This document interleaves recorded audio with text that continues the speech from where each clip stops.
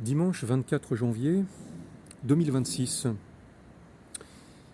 Je suis en plein cœur du quartier des Égalades. Le quartier des Égalades, c'est un quartier un peu laissé à l'abandon au nord de Marseille. Mais il contient en son sein une église absolument remarquable, puisque très ancienne, et on le verra dans quelques minutes, dédiée d'une manière très singulière à Marie-Madeleine, à Sainte Marie-Madeleine. Le 24 janvier 1950 naissait à Angers Jean-Yves Leloup, un écrivain théologien que j'aime tout particulièrement, qui est aujourd'hui orthodoxe. Orthodoxe au sens gaulois, plus qu'au sens christianisme oriental. Alors c'est amusant parce que, d'après ce que j'ai vu, ce Jean-Yves Leloup a d'abord été dominicain. En réalité, il a découvert le christianisme au mont Athos. Et puis ensuite, il a été dominicain avec un long séjour à la Sainte-Baume. C'est donc un Magdalénien de première classe.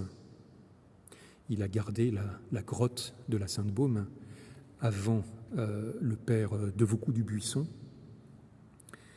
Et à partir de 1981, il a dirigé le Centre international de la Sainte-Baume, qu'il a quitté en même temps qu'il quitta les Dominicains en mars 86. Ce qui me hante beaucoup, puisque on sait que la dernière conférence publique de Raymond Abellio fut donnée précisément sur l'invitation de ce Centre international de la Sainte-Baume. Il s'appelait Gnose et Transfiguration. Je veux dire, c'était le titre de l'intervention d'Abellio, que l'on retrouve presque intégralement dans la revue Question 2. Et cette intervention fut donnée le 18 mai 86, c'est-à-dire quelques mois après le départ de Jean-Yves Leloup. Il est donc malheureusement possible que ces deux personnes ne se soient pas croisées. On ne le voit peut-être pas ici, mais les fondations de cette église sont très anciennes. Elles datent du XIIIe siècle. Pourquoi le XIIIe siècle ? Eh bien parce que c'est précisément le siècle où l'ordre du Carmel quitta la Palestine pour se réfugier en Gaule, en France. Et c'est précisément ici, sur ces lieux ici même, qu'il se réfugia. Précisément, justement, sur les lieux où vécut Sainte Marie-Madeleine, ce qui relève d'une logique irréfragable. Et suite à sa connaissance éperdue de Marie-Madeleine, eh bien Jean-Yves Leloup s'est jeté dans les bras de l'orthodoxie. L'orthodoxie celte, l'orthodoxie gauloise, celle que notamment tente de raviver le père Nicandros, à savoir Constantin Parvulesco. Et vous le voyez, là-bas, tout au fond, se trouve une ouverture lumineuse en cette église des Égalades, qui se trouve être le complément de la Sainte-Baume, puisque la Sainte-Baume est constituée par une église dans une grotte. Eh bien, ici, comme vous pouvez le voir, nous avons une grotte dans une église. Les deux étant totalement habités par la Sainte. Nous allons descendre quelques escaliers.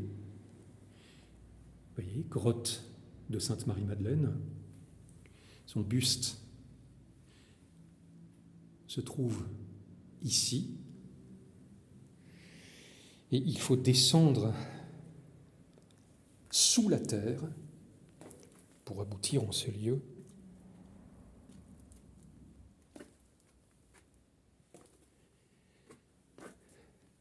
absolument transcendantal. La Sainte est ici, sur les lieux mêmes où, dit-on, elle vécut On ne sait pas durant combien d'années, certains parlent d'une dizaine d'années, avec sa sœur, Sainte Marthe. D'ailleurs, le quartier qui jouxte les Égalades s'appelle Sainte Marthe, avant que, bien sûr, celle-ci ne se rende à Tarascon.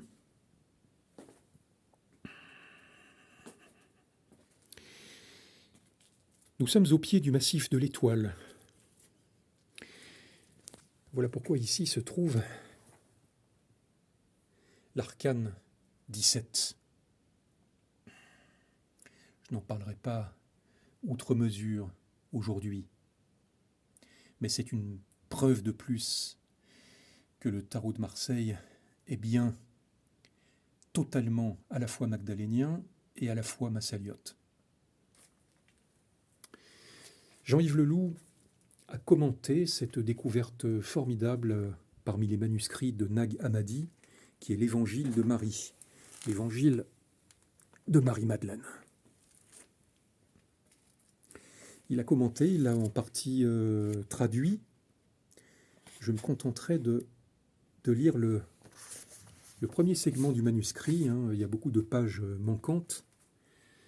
On pose des questions à non pas le Seigneur, mais l'enseigneur. L'enseigneur, c'est le Seigneur enseignant. Qu'est-ce que la matière? Durera-t-elle toujours? L'enseigneur répondit: tout ce qui est né, tout ce qui est créé, tous les éléments de la nature sont imbriqués et unis entre eux. Tout ce qui est composé sera décomposé. Tout reviendra à ses racines. La matière retournera aux origines de la matière. Que celui qui a des oreilles pour entendre, entende. Pierre lui dit: puisque tu te fais l'interprète des éléments et des événements du monde, dis-nous, qu'est-ce que le péché du monde? L'enseigneur dit: il n'y a pas de péché. C'est vous qui faites exister le péché lorsque vous agissez conformément aux habitudes de votre nature adultère. Là est le péché. Voilà pourquoi le bien est venu parmi vous. Il a participé aux éléments de votre nature afin de la réunir à ses racines. Il continua et dit: voici pourquoi vous êtes malade et pourquoi vous mourrez. C'est la conséquence de vos actes. Vous faites ce qui vous éloigne. Comprenne qui pourra. Mais pour moi, le grand ouvrage de Jean-Yves Leloup, parmi les nombreux... je crois qu'il a peut-être écrit 50, 60 ouvrages. C'est ça. Marie-Madeleine à la Sainte-Baume, où sa description de la vie de Marie-Madeleine à la Sainte-Baume est à la fois vive, lyrique, vivante, précise et plausible. C'est ce qui fait le grand écrivain. Écoutez comment Jean-Yves Leloup nous situe la vie de celle qu'il appelle Myriam, la vie sauvage et évangélique de Myriam de Magdala à la Sainte-Baume. Myriam avait faim, elle ne savait pas chasser. Dans la forêt de la Sainte-Baume, comme dans les autres forêts d'ailleurs, les cailles ne tombent pas du ciel toutes rôties, et nul n'a entendu parler de manne au goût de miel qu'on ramasserait chaque matin sur les rochers ou entre les mousses. Pour celui ou celle qui a faim, que pèse toute la philosophie, la spiritualité, la poésie devant un plat de lentilles? Rien. Myriam ne pensait à rien d'autre, ne vivait pour rien d'autre que pour un plat de lentilles. Les arbres de la Sainte-Baume pouvaient bien donner toutes sortes de fleurs et de parfums, cela ne faisait que l'énerver et la creuser davantage. J'ai faim, est-ce une prière que Dieu n'entendrait pas? Ce jour-là, toutes les paroles de Yeshua lui semblèrent vaines.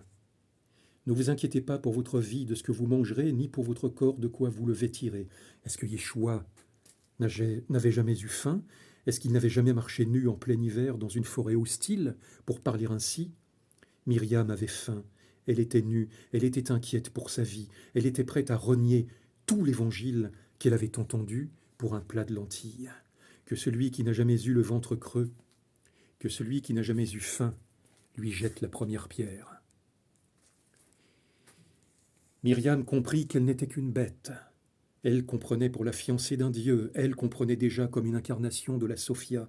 Non, une bête, une femme sauvage, qui ne savait pas chasser, mais qui sentait pousser en elle toutes sortes de griffes. Elle était prête à bondir sur n'importe quoi, n'importe qui. Elle se jeta à terre, et c'est en rampant, le nez dans les feuilles mortes qu'elle trouva sa nourriture. Mais était-ce encore un nez? Plutôt un mufle, un groin, comme ceux des sangliers, ses frères de la forêt. Ce n'était pas un plat de lentilles qu'elle découvrait, ni rien de ce qu'elle avait connu. Cela avait un goût et une odeur indescriptibles. C'était sans doute ce qu'on appellera plus tard des truffes. Elle se nourrit encore d'un peu de terre et d'herbe, et but à la source. Elle comprit alors ce que Yeshua voulait dire par « ne pas s'inquiéter ». Cela voulait dire ne pas en rajouter, ne pas rajouter sa faim future à sa faim présente, sa douleur à venir à sa douleur présente. Cela suffit. Ce qui nous est donné dans l'instant présent, c'est l'unique nécessaire. Myriam observa davantage les bêtes de la forêt. Effectivement, elle ne s'inquiétait pas du lendemain. Elle ne semblait s'inquiéter que lorsqu'elles avaient faim. Mais non, elles ne s'inquiétaient pas. Elles se réveillaient, elles avaient faim, et leur faim leur dictait les actes nécessaires pour trouver la nourriture dont elles avaient besoin avant de retourner à leur repos, à leur tranquillité qui semblait être leur nature essentielle. La vie n'est-elle pas plus que la nourriture et le corps plus que le vêtement? Et c'est ainsi que le loup nous décrit Marie-Madeleine comme une louve-garou, à l'instar peut-être d'une Hélène Grimaud, une louve-garou qui a vécu avec les bêtes, qui étaient ses véritables frères et sœurs, en cette forêt magique de la Sainte-Baume, qui ne cesse de me hanter et que je ne cesse également de hanter. Et cela jusqu'à la fin de mes jours.